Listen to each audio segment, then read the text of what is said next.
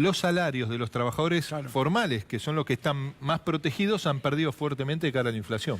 Sí, porque si fuera solamente el problema de la inflación y el trabajador estuviera por encima, o por lo menos copiaría la inflación, no sería tanto el problema. Pero como dice Nicolás, el problema certero es que el trabajador siempre por abajo. Y vos fijate que hoy recién vi el informe del ministro de Hacienda que se fue, ¿no? Él estaba por arriba de la inflación, él tuvo ingresos en el último año del 80% y los trabajadores no hicieron paritarias del 35%. O sea que él labura muy bien para él, pero no para todos los argentinos. O sea, claramente el problema no es tanto la inflación, sino que el trabajador está por debajo de la inflación. En cambio, los empresarios de la energía, de la minería, de las finanzas, están por encima de la inflación. O sea, claramente, como dice Nicolás, es el modelo económico, un modelo que ataca a las mayorías populares para beneficiar a unos pocos. Por eso, el derrotero que llevamos no va a cambiar, esto va a seguir igual. Porque no cambió lo central, que es el modelo. Porque recién fuera del aire me preguntaba el muchacho de los panaderos, che, ¿cómo lo ves? ¿Esto se puede estabilizar, esto del dólar?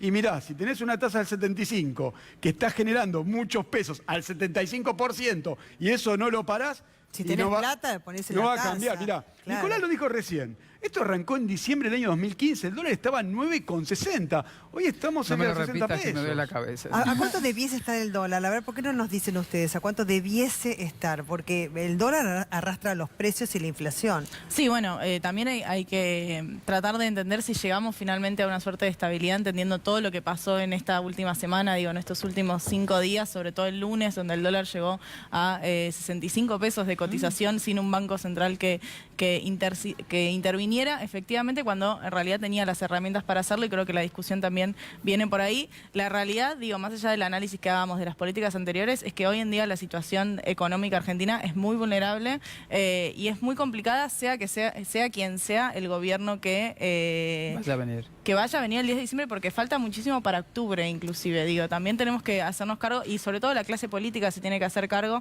de las responsabilidades que tiene y sobre todo de cómo esta situación va a afectar a quienes están más perjudicados, porque este aumento en la cotización va a afectar en los precios, entonces vamos a pagar de nuevo quienes tenemos nuestros activos en pesos, y ganaron nuevamente quienes nos tienen dolarizados, ganó el campo y ganaron los sectores financieros. Entonces digo, hay que empezar a hablar de eso, porque no podemos siempre pagar los mismos y las mismas. Yo no hablé con Alberto Fernández, pero sí con gente allegada a Alberto Fernández, y bueno, en concomitancia con su declaración de que debiese estar en 60 pesos el dólar, digamos que entonces estaría bien. No, más allá de los números, el dólar lo tiene que estar... ¿Está bien que esté a 60 pesos el no, dólar? No te voy a decir números, pero el dólar tiene que estar en lo que determina el ministro de Hacienda, en lo que determina el Banco Central, en lo que determina el presidente de la Nación. Si vos tenés un dólar caro, beneficiás a los poderosos. Si vos tenés un dólar relativamente barato, sin decir números, es como que le generás un efecto riqueza y de consumo a las masas populares. Pero ¿qué es caro y qué es barato? Bueno, ahí está, ¿qué es caro y qué es barato? Primero hay que decir que el lunes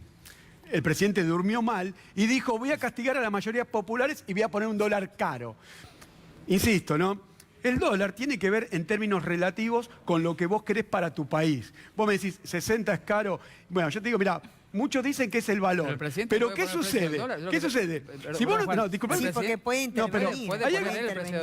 Y si lo hizo el lunes. Porque interviene el Banco Central y aumenta las tasas. Que no debería ser, porque el Banco Central debe ser independiente. Pero te voy a ser muy claro. Vos decís, ponele el dólar de 60 es el que tiene que ser.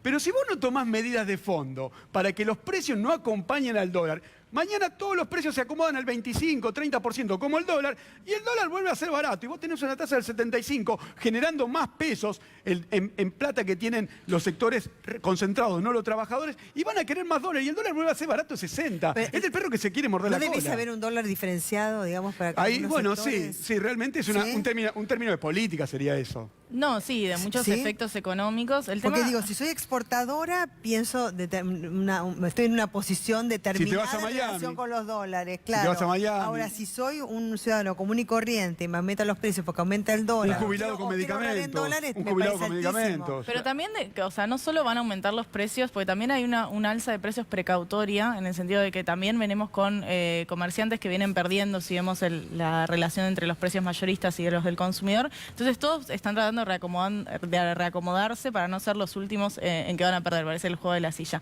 Pero digo, hay un problema que es el lunes se inició un nuevo capítulo de esta crisis económica, pero no es algo que empezó el lunes, sino que viene de mucho antes y que muestra el agotamiento de un modelo que nunca tuvo como centro el crecimiento económico. Entonces siempre estamos corriendo atrás del dólar si no hay una generación propia de valor y si no hay un crecimiento económico en Argentina. Vamos a hacer el segundo año de caída del Producto Bruto. Entonces, hay un montón de cuestiones que no permiten tener tanta libertad de cara a qué es lo que se va a tomar ahora, pero sí que es necesario exigir mucha responsabilidad de cómo se va a tomar y de los efectos que tiene eso en la vida concreta de la gente, donde 2.000 pesos en 2 meses no van a solucionar. Ahora Roberto preguntaba, vos preguntabas, ¿no? Si podía el gobierno tener un tipo de cambio determinado, y sí, porque tiene variables de política obviamente, pero el económica presidente hoy es la autoridad máxima de la República, ¿no es cierto? Pero también tiene una entidad que lo regula, que es el Banco Central. Claro, es independiente, en teoría. Y tiene un ministro que es el conecto, ¿no?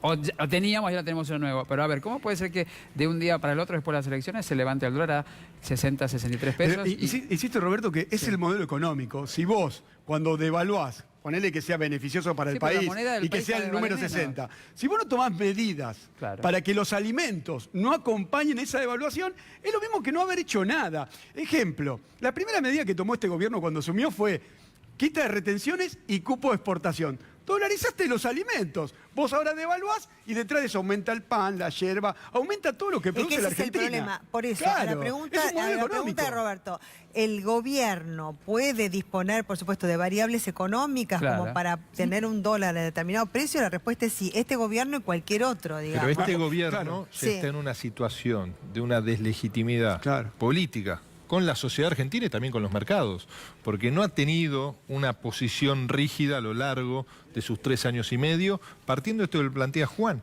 Cuando se inició este gobierno, incumplió una premisa básica de la historia económica argentina, que es la falta de dólares.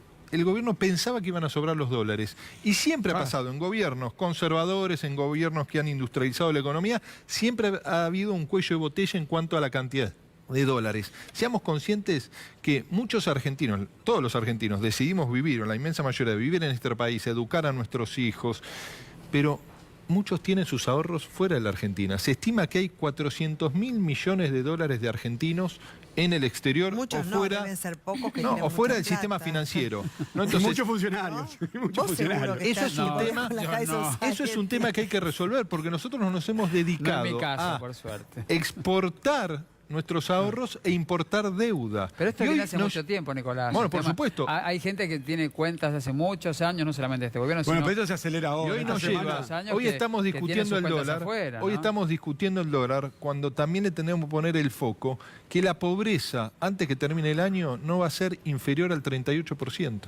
Este gobierno que asumió con 27% de pobreza, Mauricio Macri, que decía pobreza cero y deseo que me evalúen por lo que sea el resultado de la reducción de la pobreza, la ha hecho crecer por lo menos 11, 12 puntos, que eso implica que son más de 4 millones de argentinos que han caído debajo de la línea de pobreza por ingreso, por las malas políticas. Hoy estamos viendo las consecuencias de sus equivocaciones a lo largo del tiempo y, como dice Juan, la mayoría de los argentinos hemos perdido calidad de vida, ingreso en la pobreza. Bienestar. Ahora, hay sectores de la sociedad, no las empresas energéticas y el sector financiero, que se han llenado los bolsillos. No solamente eso, sino que el argentino ha perdido la capacidad de ahorro. Estamos hablando de gente que ha trabajado toda su vida y dice, bueno, después de los 65, 70 años, quiero estar medianamente resguardado. Y es imposible, porque hoy el jubilado, o la gente que tiene su casa y tiene que cobrar esas mínimas jubilaciones, y no los que no tienen en casa propia, que tienen para los alquileres, ¿cómo hacen para vivir? A menos que los hijos los ayuden. Esta gente también